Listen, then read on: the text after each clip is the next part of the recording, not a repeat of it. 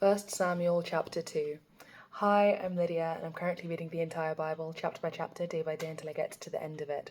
I started in James, and now I'm in 1 Samuel, so we made moves.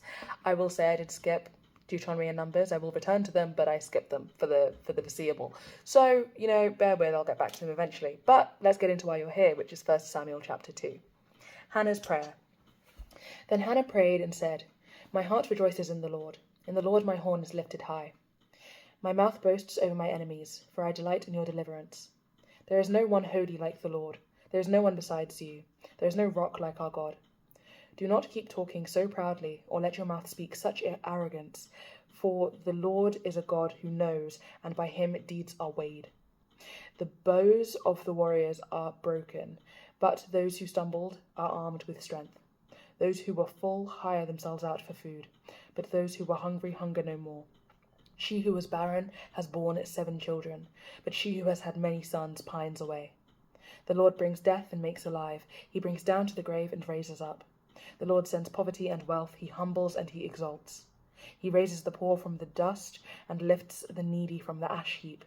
He sets them with princes and has them inherit a throne of honor. For the foundations of the earth are the Lord's. Upon them he has set the world. He will guard the feet of his saints, but the wicked will be silenced in darkness. It is not by strength that one prevails. Those who oppose the Lord will be shattered. He will thunder against them from heaven. The Lord will judge the ends of the earth. He will give strength to his king and exalt the horn of his anointed. Then Elkanah went home to Ramah, but the boy ministered before the Lord under Eli the priest. Eli's wicked sons. Eli's sons were wicked men. They had no regard for the Lord.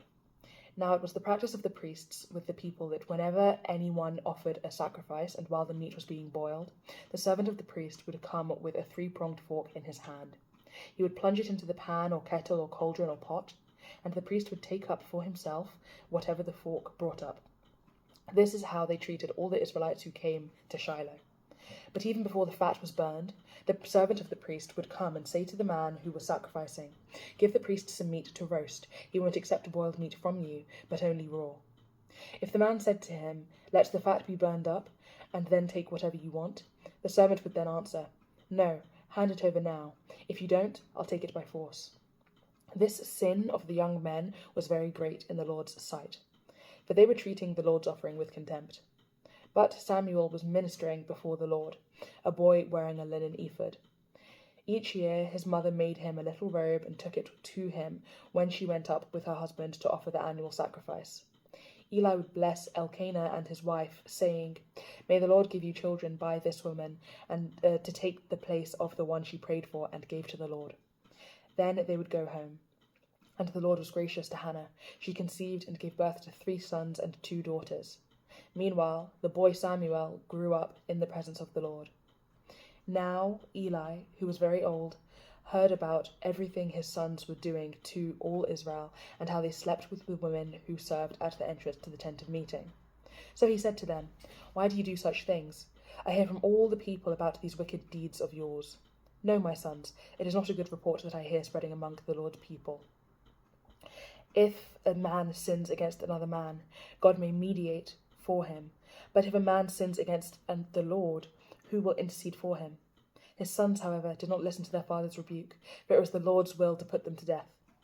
And the boy Samuel continued to grow in stature and in favour with the Lord and men. Prophecy against the house of Eli. Now a man of God came to Eli and said to him, "This is what the Lord says. Did I not clearly reveal myself to your father's house when they were in Egypt under Pharaoh?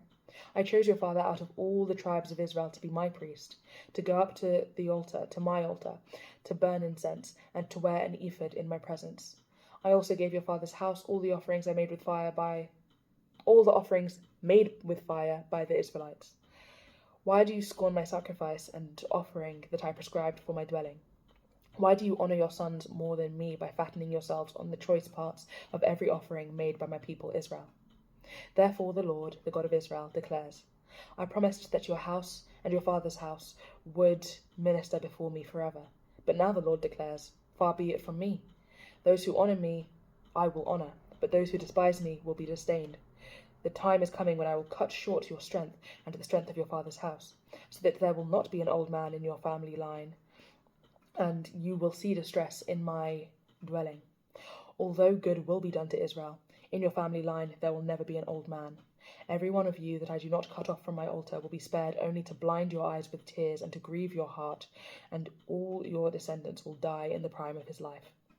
And what happens to your 2 sons, Hophni and Phinehas, will be a sign to you. They will both die on the same day. I will raise up for myself a faithful priest, who will do according to what is in my heart and mind. I will firmly establish his house, and he will minister before my anointed one always. Then everyone left in your family line will come and bow before him for a piece of silver and a crust of bread, and plead, "Appoint me to some priestly office, so I can have food to eat." Right. Thank you so much for joining me today and for reading the Bible with me and for pouring into your own relationship with God. This is great stuff and I'm very happy for you. I pray that God blesses you abundantly today and tomorrow, in case I do not post, but God willing I will post, so I'll see you then. Aside from that, if you'd like to watch these videos in a clearer order, you can do so by checking out my YouTube channel, which is linked to my TikTok bio. There are playlists in French, Spanish and English dedicated to each book of the Bible, which I've covered from James through to 1 Samuel, skipping over Deuteronomy and Numbers. I will return to those, as I've mentioned, but not yet. I mentioned French and Spanish, and those 2 languages are languages I learnt in school a few years ago. I'm not fluent in them, but God willing I will be. So please bear with if you are fluent in those languages and do want to support. Know what you're getting into and bear with. Aside from that, God bless, and I'll see you when I see you. Bye.